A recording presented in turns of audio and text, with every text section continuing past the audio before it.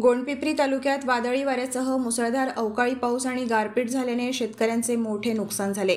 विशेषतः मिरची आणि भाजीपाला पिकांचे प्रचंड नुकसान झाल्याचे दिसून येत आहे।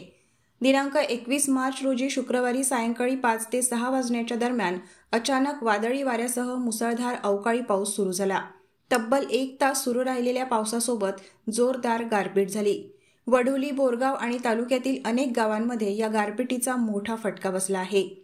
या गारपिटीमुळे भाजीपाला विक्रेते आणि मिरची उत्पादक शेतकऱ्यांना मोठा फटका बसला आहे।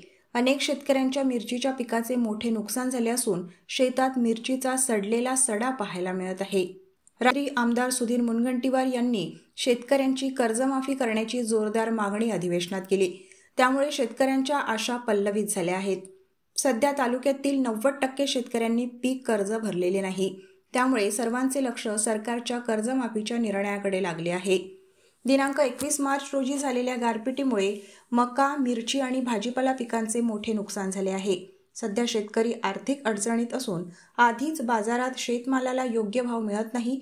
अशा परिस्थितीत प्रशासन आणि सरकारने तात्काळ पंचनामे करून शेतकऱ्यांना आर्थिक मदत द्यावी अशी मागणी शिवसेना गोंडपिंपरी तालुका प्रमुख सूरज माडुरवार यांनी केली आहे।